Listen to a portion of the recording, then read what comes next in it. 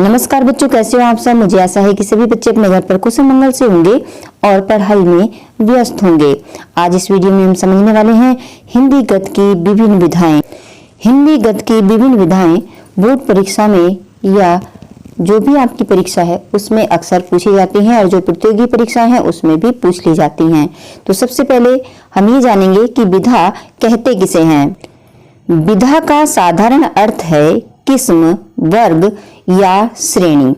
यानी जो लेखक है, जो कवि है, वो किस विधा में लिख रहा है, किस प्रकार से लिख रहा है, मतलब क्या लिख रहा है, वो किस किस्म का है, उसका लेखन किस वर्ग का है, किस श्रेणी का है। जैसे उसने क्या नाटक लिखा है, क्या कहानी लिखी है, क्या आत्मकथा लिखी है, वो किस श्रेणी में लेखन कार्य कर रहा है। यानी कोई भी लेखक क्या लिखता है, क्या वो कविता लिख रहा है, क्या आत्मकथा लिख रहा है, डायरी लिख रहा है, रिपोर्टाज लिख रहा है, संस्मरण लिख रहा है, वो क्या लिखता है। तो जिस श्रेणी में लिखता है, जिस वर्ग में लिखता है, उसे ही हम विधा कहते हैं। ठीक है, ये शब्द विविध प्रकार की रचनाओं को वर्ग या श्रेणी में बांटने से उस विधा के गुणधर्मों को समझने में सुविधा होती है। वैसे ही जैसे जीव विज्ञान में जीव का वर्गीकरण किया जाता है, जीव विज्ञान में जब जीवों का वर्गीकरण किया जाता है तो ये रखा जाता है कि ये जीव इस वर्ग का है। तो जब लेखन कार्य किया जाता है किसी कवि के या लेखक के द्वारा, तब उसे पढ़ करके बताया जाता है कि ये आत्मकथा है, कहानी है, नाटक है, डायरी है, रिपोर्टाज है, संस्मरण है, जीवनी है, ये क्या है। तो हिंदी जो साहित्य है एवं भाषण में विधा शब्द का प्रयोग एक वर्ग कारक के रूप में किया जाता है, किंतु सामान्य रूप से किसी भी कला के लिए प्रयुक्त किया जा सकता है। विधाओं की उपविधाएं भी होती हैं। जैसे उदाहरण के लिए हम कहते हैं कि निबंध गद्य की एक विधा है। गद्य की एक विधा है मतलब कि निबंध गद्य में ही लिखा जा सकता है। ठीक है, इसका मतलब है कि निबंध गद्य की एक विधा है। आपने जितने भी निबंध पढ़े होंगे वो गद्य में ही लिखे होते हैं।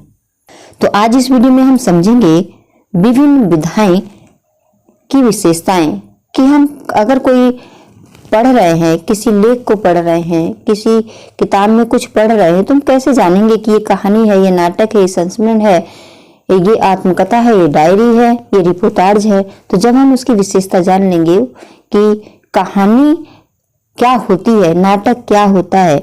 अगर हम किसी को कहानी बता रहे हैं कि कहानी है तो उसमें क्या होगा, नाटक बता रहे हैं तो उसमें क्या होगा, आत्मकथा बता रहे हैं तो उसमें क्या होगा। आज इस वीडियो के माध्यम से आज सब कुछ आप समझ लेंगे। तो सबसे पहले हम कहानी पर चर्चा करेंगे। कहानी क्या होती है। देखिए, कहानी जनमानस में लोकप्रिय है। बचपन में सभी बच्चों को कहानी सुनने का बहुत ही आनंद आता है और वो अपने दादा से, नाना से, नानी से, मौसी से, सबसे अपनी कहानी सुनने की रिक्वेस्ट करते हैं और सुनते हैं बड़े ध्यान पूर्वक से। तो बहुत प्राचीन समय में यानी अतीत में ये गाथा या गल्प के नाम से प्रसिद्ध थी। वर्तमान में ये साहित्य का सबसे महत्वपूर्ण अंग हो गई। क्या? कहानी। तो कहानी में होता क्या है। हिंदी कहानी का आरंभ भारतेंदु युग से माना गया है। उसका विशेष प्रचलन सरस्वती पत्रिका एवं हंस आदि में हुआ। इस विधा को प्रसाद चंद्रधर शर्मा गुलेरी, मुंशी प्रेमचंद, राजा राधिका रमन प्रसाद आदि ने सवारा। कहानी कैसी होती है। कहानी ऐतिहासिक, सामाजिक, धार्मिक, काल्पनिक, चारित्रिक एवं घटना प्रधान हुआ करती है। ऐतिहासिक कहानी कौन सी होती है। ऐतिहासिक कहानी वो होती है जिसमें किसी इतिहास की घटना का वर्णन किया जाता है तो वो ऐतिहासिक हो जाती है। किसी समाज की बातों को लेकर जब कोई कहानी बताई जाती है तो वो सामाजिक होती है। जब धर्म से संबंधित कोई कहानी बताई जाती है तो वो कहानी धार्मिक होती है। और काल्पनिक वह कहानी होती है जैसे बच्चों को सुनाई जाती है परियों की कहानी। कुछ सिखाने के लिए जब हम कल्पना का सहारा लेते हैं, जैसे परियों की कहानी सुनाई जाती है बच्चों को, तो वो काल्पनिक कहानी होती है। चारित्रिक, जब किसी व्यक्ति विशेष के चरित्र को लेकर के कोई कहानी घड़ी जाती है या सुनाई जाती है तो उसको चारित्रिक कहानी कहते हैं। और घटना प्रधान किसी घटना को लेकर के जब कोई कहानी बताई जाती है तो वो घटना प्रधान हुआ करती है। अब इसमें आता है कहानी में की विशेषता क्या है। कहानी में होता है सबसे शुरू में आरोह। आरोह क्या होता है कि जब आप कहानी किसी से सुन रहे होते हैं तो सबसे पहले उसमें पात्र परिचय होता है, किसमें कौन है। जैसे कि आपने सुना होगा कहानी के स्टार्टिंग में अपने नानी से दादी से जब सुनते तो कहते एक राजा था, एक रानी थी, उसके इतने पुत्र थे, इतनी बेटी थी, इतने बेटे था। तो अब ये परिचय हो रहा है वो, और उस फिर कि राजा इस तरह से था, उसके बच्चे इस तरह से थे। जब कहानी को सुनाया जाता है तो कहानी ऊपर को बढ़ती है, और जब वो कहानी बढ़ रही है आगे वो तो उसे कहते हैं आरोह।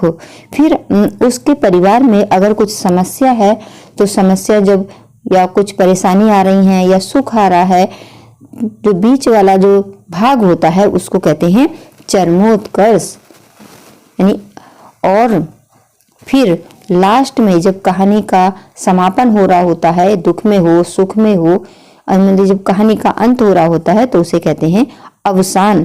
तो कहानी में 3 चीजें होती हैं, आरोह, चरमोत्कर्ष और अवसान की स्थिति होती है। इस विधा में कोई प्रधान पात्र, पात्रा एवं सहायक पात्र होते हैं। कोई एक प्रधान पात्र होता है और कुछ इसमें सहायक पात्र होंगे। जैसे आपने प्रेमचंद जी की कहानी अभी मैंने वीडियो डाली थी बलिदान, उसमें गिरधारी क्या था, मुख्य पात्र था, और कुछ जो शुभांगी है, कुछ जो उन गांव वाले लोग हैं वो उनके सहायक पात्र थे। सामान्य रूप से प्रधान पात्र का चरित्र उजागर होता है। खास बात यह है कि कहानी में जो मुख्य पात्र होता है, मुख्य नायक होता है, उसी का चरित्र उजागर होता है। जैसे बलिदान कहानी में किसका हुआ था, गिरधारी का। आचार्य रामचंद्र शुक्ल ने किशोरीलाल गोस्वामी की कहानी इंदुमती को हिंदी की पहली कहानी माना है। अब इसमें आपका एक और प्रश्न आपका तैयार हो गया कि हिंदी की पहली कहानी कौन सी है, इंदुमती, और वो किसने लिखी, किशोरीलाल गोस्वामी ने। और ये किसने कहा, आचार्य रामचंद्र शुक्ल जी ने। आपने जान लिया कि कहानी किसे कहते हैं। अब समझते हैं उपन्यास। उपन्यास क्या होता है। उपन्यास लेखन 18वीं सदी में शुरू हो गया था, किंतु भारतीय हिंदू में इसने काफी जोर पकड़ लिया। 18वीं सदी के उत्तरार्ध में बाबू देवकी नंदन खत्री के उपन्यास चंद्रकांता ने काफी प्रसिद्धि पाई थी। इस उपन्यास के बारे में तो यहाँ तक कहा जाता है कि इसने बहुत सारे लोगों को हिंदी सीखने के लिए बाध्य कर दिया। और ये चंद्रकांता नाटक जो है टीवी पर भी आता था, सभी ने देखा होगा, बहुत ही लोकप्रिय रहा। और प्रसाद का कंकाल, तितली, प्रेमचंद का गोदान, गबन, सेवा सदन, रंगभूमि, नागार्जुन का बलचनामा, रतिनाथ की चाची, पारो, आचार्य शिव पूजन सहाय का देहाती दुनिया, फणीश्वरनाथ रेणु का मैला आंचल आदि ने काफी नाम कमाया। उपन्यास होता क्या है। उपन्यास कहानी से आकार में बड़ा और विविधतापूर्ण हुआ करता है। इसमें छोटी बड़ी अनेक घटनाएं एवं अनेक पात्र पात्राएं हुआ करते हैं। देखिए कहानी में कोई एक पात्र होता है मुख्य और कुछ उसके सहायक होते हैं, लेकिन उपन्यास में सभी पात्र पात्राओं का चरित्र उजागर होता है। एक का ही नहीं होता, बल्कि जो भी उसमें सहायक होते हैं सभी के चरित्र के बारे में बताया जाता है कि वह व्यक्ति कैसा है। ठीक है, तो ये बड़ा होता है उपन्यास कहानी से। अब जानते हैं नाटक के बारे में। भारत में नाट्य साहित्य की विधा की लंबी परंपरा है। नाट्य साहित्य की रचना सर्वप्रथम भारत में हुई। यहाँ नाट्य शास्त्र के आचार्य हुए हैं जिन्होंने इस विधा पर गंभीरता से विचार किया। भरत, धनंजय, रामचंद्र, गुणचंद्र, अभिनव गुप्त तथा विश्वनाथ के नाम से प्रमुख हैं। आचार्य धनंजय के विचार में अवस्था की अनुभूति नाटक है। ये परिभाषा हर दृष्टि से समर्थ, व्यवहारिक एवं उपयोगी है। नाटक में अनुकरण का तत्व अन्य विधाओं की अपेक्षा अधिक है। अनुकरण मानव जीवन के सक्रिय रूप या व्यवहार का होता है। जीवन रूपी रंगमंच पर अनेक दृश्य परिस्थितियां आते जाते रहते हैं। नाट्य रचना में नाटककार द्वारा इन्हीं परिस्थितियों का अनुकरण होता है। नाटक में जीवन का यथार्थ अनुकरण होते हुए भी नाटककार रचनात्मक कल्पना करता है। इसका मतलब है कि नाटक में जीवन का यथार्थ अनुकरण किया जाता है, लेकिन जब रचनाकार, जब कोई लेखक उसको लिखता है तो उसमें अपनी कल्पना भी भरता है। और यही कल्पना नाटक को साहित्य विधा का रूप देती है। अतः नाटक एक ऐसी कला है जिसमें अनुकरण और कल्पना दोनों का योग रहता है। अतीत में नाटक का उद्देश्य शिक्षण एवं मनोरंजन, वर्तमान में जीवन की विविध समस्याओं का उद्घाटन और मानवीय समस्याओं का प्रकाशन है। यही कारण है कि अतीत के नाटक वर्तमान नाटकों से पूर्णतः भिन्न थे। अतीत में जो नाटक लिखे जाते थे उनका उद्देश्य होता था शिक्षण या मनोरंजन। वर्तमान में जो जीवन की विविध समस्याओं का उद्घाटन किया जाता है, वर्तमान में आज के नाटकों में क्या किया जाता है, विविध समस्याओं का, जीवन में जितनी भी हमारी विविध समस्याएं चल रही होती हैं उनका उद्घाटन या मानवीय समस्याओं का प्रकाशन किया जाता है। और इसीलिए जो पहले वाले नाटक थे, अतीत के जो इतिहास के जो नाटक थे और जो आज के नाटक हैं, उन दोनों में पूर्णता भिन्नता देखी जाती है। देखिए, भारतेंदु हरिश्चंद्र का अंधेर नगरी, प्रसाद का चंद्रगुप्त, स्कंदगुप्त, ध्रुव सामनी आदि लोकप्रियता उल्लेखनीय है। देखिए, जयशंकर प्रसाद, वृंदावन लाल वर्मा, हरिकृष्ण प्रेमी, उपेंद्र नाथ यस्क, उदय शंकर भट्ट, लक्ष्मी नारायण लाल आदि ने नाट्य जगत में काफी प्रसिद्धि पाई। अब जान लेते हैं जीवनी। जीवनी किसे कहते हैं? किसी महान एवं सामाजिक ऐतिहासिक कार्यों के करने वाले विशिष्ट व्यक्ति की विशिष्टता को बताने के लिए उसका जो जीवन वृत्त लिखा जाता है उसे ही जीवनी कहते हैं। जीवनी को ही जीवन चरित्र, जीवन वृत्त या जीवन चरित्र कहा जाता है। यानी जीवनी में क्या लिखते हैं? किसी महान एवं सामाजिक ऐतिहासिक कार्यों को करने वाला कोई विशिष्ट व्यक्ति होता है, उस व्यक्ति की चरित्र की विशिष्टता बताने के लिए जो उसका जीवन चरित्र लिखा जाता है उसे ही जीवनी कहते हैं। जीवनी लिखने में उस विशिष्ट व्यक्ति के जन्म से लेकर मृत्यु तक के बीच में जीवन एवं कार्य का गहन अध्ययन किया जाता है।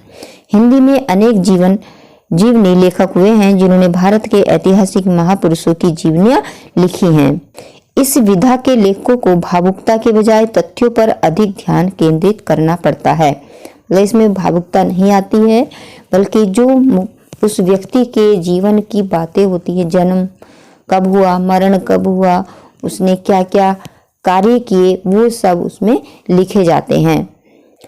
उदाहरण के लिए अमृतलाल द्वारा लिखित कलम का सिपाही जीवनी का उत्कृष्ट उदाहरण है।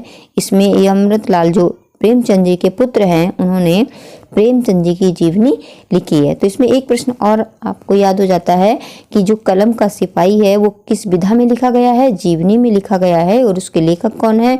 अमृतलाल। और किनकी जीवनी है वो? प्रेमचंद जी की। आत्मकथा। आत्मकथा जैसे कि नाम से ही आपको पता चल रहा है कि आत्म माने अपनी, कथा माने कहानी। जब लेखक अपनी कहानी खुद लिखता है तो उसे आत्मकथा कहते हैं। आत्मकथा साहित्य की अत्याधुनिक विधाओं में आती है और ये किसी व्यक्ति के द्वारा आत्मा अभिव्यक्ति होती है। इस विधा में लेखक स्वयं नायक और मुख्य पात्र होता है और इसमें लेखक स्वयं अपनी कथा से गुजरते हुए स्वयं को खोलता है। स्वयं के खोलने का मतलब है कि वो अपनी कहानी, अपने जीवन के रहस्य, अपने जीवन के राज या अपने जीवन का जो भी उसका जीवन में जो भी घटित होता है उन सबको वो अपनी लेखनी के द्वारा लिखता है, जिसको आत्मकथा कहते हैं। अपने अनुभवों को बताता है तथा आत्मविश्लेषण करता है। महात्मा गांधी की आत्मकथा, महावीर प्रसाद द्विवेदी की आत्मकथा, डॉक्टर हरिवंश राय बच्चन की आत्मकथा आदि काफी लोकप्रिय हैं। डॉक्टर बच्चन ने अपनी आत्मकथा को 4 भागों में लिखा। क्या भूलूं, क्या याद करूं, बसेरे से दूर, नीड़ का निर्माण, फिर और 10वें द्वार से सोपान तक। वास्तव में ये रचनाएं बच्चन के जीवन के दस्तावेज हैं। यानी अगर हम इनको पढ़ेंगे तो जो बच्चन जी हैं उनके जीवन के बारे में हमें संपूर्ण जानकारी मिल जाएगी। और अब आपको पता चल गया होगा कि आत्मकथा क्या होती है। आत्मकथा होती है कि जब लेखक अपनी कहानी खुद लिखता है उसे आत्मकथा कहते हैं। अब जानते हैं एकांकी के बारे में। एकांकी जैसा कि नाम से ही पता है, एक अंक वाली एकांकी ये नाटक से छोटा एक अंक वाला होता है। एकांकी उस नाटक को कहते हैं जिसमें संपूर्ण कथानक की समाप्ति एक ही अंक में हो जाती है। जैसे आपने दीपदान एकांकी को पढ़ा होगा, डॉक्टर रामकुमार वर्मा की दीपदान एकांकी। उसमें एक घटना का वर्णन है जब उदय सिंह को मारने के लिए बनवीर आता है, तो जो पन्ना है, पन्नाधाय, उसको बचाने के लिए, राजा के पुत्र को बचाने के लिए अपने पुत्र चंदन को उसकी सैया पर सुला देती है और बनवीर क्रोध में आकर के उसके पुत्र को मार देता है। तो पन्नाधाय का त्याग आप सबने सुना होगा, जाना होगा। तो ये घटना एक ही अंक में बताई जाती है, इसीलिए इसको एकांकी कहते हैं। नाट्य साहित्य की परंपरा में एकांकी का अस्तित्व नहीं था, ये बाद में आया है, इसलिए इसे एक स्वतंत्र विधा के रूप में माना जाता है। यद्यपि एकांकी नाटक का ही छोटा रूप है, तथापि वह भिन्न है। नाटक जैसी है लेकिन नाटक से छोटी होती है एकांकी, उसका भिन्न रूप है। इसमें एक ही मुख्य घटना या जीवन की एक संवेदना को दृश्यबद्ध किया जाता है। नाटक में जहाँ जीवन का विस्तार एवं चरित्र की विविधता होती है, वहीं एकांकी में जीवन का एक पहलू ही उभर कर सामने आता है, यानी इसमें किसी एक घटना का ही वर्णन होता है। नाटक में जीवन का विस्तार एवं चरित्रण की विविधता होती है, वहीं एकांकी में जीवन का एक पहलू ही उभर कर सामने आता है। नाटक जहां मंथर गति से यानी धीरे धीरे गति से चरम की ओर बढ़ता है, वहीं एकांकी बड़ी ही तीव्र गति से चरम एवं अंत की ओर बढ़ जाती है। क्योंकि उस कहानी को एक ही अंक में दिखाया जाना है, तो उसका आरोह जब शुरू होता है तो वो बहुत जल्दी ही अपने चरमोत्कर्ष पर पहुंच करके अवसान पर पहुंच जाती है, जो हमने कहानी में जाना था। तो इसी तरह से नाटक धीरे धीरे आगे बढ़ता है और एकांकी बहुत जल्दी ही अपने अंत पर आ जाती है। संप्रति मानव जीवन की व्यस्तता और गतिमयता के कारण नाटकों का अस्तित्व खोता जाए। इसका मतलब है कि अब लोगों के पास इतना समय नहीं रह गया है कि वो बहुत लंबे लंबे नाटक देखें। वो शॉर्ट में जो है बहुत कुछ जानना चाहते हैं, तो इसीलिए अब नाटकों का अस्तित्व खोता जा रहा है और उसके स्थान पर जो एकांकी है वो लोकप्रिय हो रही है। और संभव है कि भविष्य में एकांकी को ही लोग नाटक की संज्ञा देने लगे।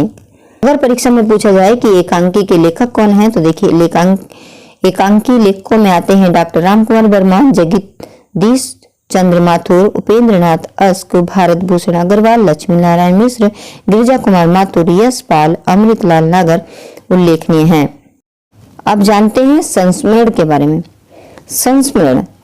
संस्मरण गद्य की वह विधा है जिसमें लेखक किसी प्रिय व्यक्ति को याद करता हुआ उसके संग बिताए क्षणों का सुरुचिपूर्ण वर्णन करता है। इसमें लेखक स्वयं को किनारे रखकर उस विशिष्ट व्यक्ति के चरित्र को उभारने का प्रयास करता है। अब यहाँ पर समझने की बात यह है कि संस्मरण क्या होता है। जब लेखक लिखता है तो अपनी कोई पुरानी घटना को याद करता है और उस घटना को वो लिखने बैठता है। वो किसी व्यक्ति विशेष को याद करता है और लिखते लिखते अपने आप को इतना वो नहीं लिखता है। किनारे करने का मतलब है कि अपने बारे में वो इतना नहीं लिखेगा जितना उस जिस व्यक्ति को याद करके वो लिख रहा है। वो जरूरी नहीं कि वो कोई व्यक्ति हो, कोई स्थान भी हो सकता है, कोई घटना भी हो सकती है। तो उसमें जिस घटना को, किसी व्यक्ति को, किसी वस्तु को, किसी जगह को जब वो याद करके लिख रहा होता है तो उसके बारे में वो ज्यादा लिखता है, अपने बारे में वो कम लिखता है। तो इसलिए यहाँ पर लिखा गया है कि वह स्वयं को किनारे रखकर विशिष्ट व्यक्ति के चरित्र को उभारने का प्रयास करता है। तो यहाँ पर व्यक्ति आया है तो जरूरी नहीं है हम जब संस्मरण लिखते हैं तो किसी व्यक्ति का ही लिखेंगे। मतलब जो भी लेखक लिखता है, अगर वो कहीं पर घूमने गया है, उसे कोई स्थान याद आया तो उस स्थान के बारे में लिख सकता है। कहीं पर कोई घटना हुई उसको याद करके लिख सकता है। तो ये सब जो है संस्मरण में आता है जब लेखक कुछ याद करके लिख रहा होता है। इसके लिए लेखक की स्मृतियों की भीड़ में से कुछ सार्थक स्मृतियों का चयन एवं संयोजन कुछ इस प्रकार करता है कि उसके जीवन के उतार चढ़ाव, गंभीरता, विनोद के क्षणों की छाया स्पष्ट रूप से उभर आए। महादेवी वर्मा द्वारा लिखित राजेंद्र बाबू, निराला, पंत आदि के संस्मरण आज भी बड़े चाव से पढ़े जाते हैं। बेनीपुरी द्वारा लिखित सुभान खां और बाल गोविंद भगत आदि ऐसे ही संस्मरण हैं। अब जानते हैं डायरी लेखन के बारे में। डायरी क्या है? डायरी लेखन गद्यात्मक विधा का एक अत्याधुनिक रूप है। डायरी व्यक्ति के प्रत्येक दिन के कार्यों, घटित घटनाओं तथा अनुभवों का संक्षिप्त लेखा जोखा है। डायरी को वह स्वयं लिखता है। देखिए, स्वयं लिखता है, आत्मकथा भी स्वयं लिखी जाती है, लेकिन दोनों में फर्क होता है। आत्मकथा में क्या होता है, उस एक में उसका जीवन वृत्तांत होता है, लेकिन डायरी में पूरे दिन की जो घटनाएं होती हैं उसको किसी भी समय जब कोई लिखता है तो उसको डायरी कहते हैं। मतलब इसमें लेखक द्वारा नई घटनाओं, अपने विचारों एवं क्रिया प्रतिक्रिया को संचित रख। डायरी व्यक्ति के प्रत्येक दिन के कार्यों को, घटित घटनाओं तथा अनुभवों का संक्षिप्त लेखा जोखा है। यानी पूरे दिन जो घटित हुआ उसको लिख दिया, वही क्या है? डायरी है। लेकिन डायरी लिखते समय कुछ ध्यान रखा जाता है, कुछ विशेष बातों का ध्यान रखा जाता है। तो क्या बातों का ध्यान रखा जाता है ये भी जान लेते हैं। डायरी लिखते समय विवरण संक्षिप्त हो, बहुत बड़ा ना हो। स्थान एवं तिथि का जिक्र अवश्य हो कि ये किस दिन लिखा गया। लिखने से पहले ही तारीख डाल दी जाए कि ये इस तारीख की घटना है या बात है, आज इस दिन पूरे दिन ये हुआ। अनुभव स्पष्टता से अभिव्यक्त हो, घटना का विश्लेषण एवं निष्कर्ष जरूर हो, भाषा स्पष्ट और शैली बोधगम्य हो, डायरी लेखक के हस्ताक्षर अवश्य हों। अब जानते हैं रिपोर्टाज। रिपोर्टाज भी एक विधा है। ये क्या होती है? किसी घटना का यथातथ्य विवरण जब साहित्यिक शैली में रोचक ढंग से प्रस्तुत किया जाता है तब उसे रिपोर्टाज कहा जाता है। रिपोर्टाज बना है रिपोर्ट से, ठीक है, रिपोर्ट। जब किसी घटना का वर्णन किया जाता है तो उसे रिपोर्टाज कहते हैं। धर्मवीर भारती, युद्ध यात्रा, रांगे राघव, तूफानों के बीच, शमशेर बहादुर सिंह, प्लॉट का मोर्चा एवं शिवदान सिंह चौहान, लक्ष्मीपुरा आदि रिपोर्टाज के अच्छे उदाहरण हैं। तो किसी घटना का यथातथ्य विवरण, मतलब कोई घटना है, उस घटना को साहित्यिक शैली में बहुत ही रोचक ढंग से जब प्रस्तुत किया जाता है तो उसे क्या कहा जाता है? रिपोर्टाज। जैसे किसी वार का दृश्य, जैसे किसी एक्सीडेंट की, दुर्घटना का दृश्य, ये सब देख करके जब लिखा जाता है उस घटना के बारे में तो उसे रिपोर्टाज कहते हैं। रेखा चित्र किसे कहते हैं? जैसे कि नाम से ही पता चल रहा है, रेखाओं का चित्र। कोई पेंटिंग नहीं बनेगी इसमें कि लेखक लिखने वाला कोई पेंटिंग बनाएगा, बल्कि अपनी लेखनी इस प्रकार से चलाएगा कि सामने वाला जब उसको पढ़ेगा तो उसके सामने एक दृश्य तैयार हो जाएगा। जिस तरह से चित्रकार रंगों, तुलिका और कल्पना के माध्यम से चित्र बनाता है, उसी तरह साहित्यकार अपनी स्मृति की रेखाओं को शब्दों के कलात्मक रूप से अभिव्यक्ति करता है। स्मृति तत्व की समानता के कारण ये विधा संस्मरण के काफी निकट है। संस्मरण के निकट क्यों है? क्योंकि उसमें भी याद करके लिखा जाता है, कोई पुरानी घटना याद करके लिखी जाती है, इसीलिए इसे संस्मरण के काफी निकट बताया जाता है। रेखा चित्र में भी जो लेखक होता है वो इस तरह से लिखता है कि सामने वाला, पढ़ने वाला के सामने एक दृश्य तैयार हो जाता है। जब लेखक कल्पना के माध्यम से चित्र बनाता है, उस तरह साहित्यकार अपनी स्मृति की रेखाओं को शब्दों के कलात्मक रूप से अभिव्यक्त करता है। स्मृति का मतलब याद तत्व की समानता के कारण ये विधा संस्मरण के काफी निकट हो जाती है। रेखा चित्र की सफलता इस बात में निहित होती है कि उसे पढ़ते समय पाठक के सामने वर्णित पात्र या दृश्य का चित्र उपस्थित हो जाए। रेखा चित्रों में बेनीपुरी और महादेवी वर्मा का नाम उल्लेखनीय है। यात्रा वृत्तांत। यात्रा वृत्तांत उस विधा को कहते हैं जिसमें लेखक अपनी किसी विशिष्ट यात्रा का विवरण प्रस्तुत करता है। यानी जब लेखक कहीं पर जाता है तो उसने वहाँ पर क्या सीखा, क्या नई जानकारी ली, किस तरह की समस्याएं उसके सामने आईं, या क्या उसने कुछ नया देखा, क्या उसने सीखा, उस सब का जब वो वर्णन आकर के लिखता है तो उसी को यात्रा वृत्तांत कहते हैं। इसका उद्देश्य यात्रा के अनुभव, जो उसको अनुभव मिला, जो उसे ज्ञान मिला, उस ज्ञान को, उस अनुभव को पाठकों को परिचित कराना होता है। इस विधा को पढ़कर पाठक अपनी यात्रा को स्व उद्देश्य यानी उद्देश्य के साथ सुगध बना सकता है। लिखने से एक तो उनकी यादें बनी रहती हैं, फिर जो ज्ञान उन्होंने प्राप्त किया, जो जानकारी उन्होंने प्राप्त की, वह पाठकों को पहुंच जाती है, पाठकों को मिल जाती है। इससे भाषा का लालित्य एवं वर्णन का माधुर्य इस विधा का अनिवार्य तत्व होता है। हिंदी की पत्र पत्रिकाओं ने यात्रा वृत्तांत को काफ़ी लोकप्रिय बनाया है। राहुल संकृतायन का हिमपात, अगे का अरे यारावर याद रहेगा, रघुवंश का मृग मरीचिका का देश आदि काफ़ी लोकप्रिय रचनाएं हैं। आज इस वीडियो में आपने समझ लिया हिंदी गद्य की विभिन्न विधाएं। मुझे आशा है कि इस वीडियो के माध्यम से आपको हिंदी गद्य की विभिन्न विधाओं के बारे में बहुत अच्छी तरह से जानकारी मिल गई होगी। अगर आप वीडियो के अंत तक पहुँचे हैं तो आपको बहुत अच्छी तरह से ये गद्य विधाएं समझ में आ गई होंगी। अगर आ गई हैं तो इस वीडियो को अपने मित्रों के साथ ज़रूर शेयर करें ताकि इस वीडियो का लाभ सबको मिले।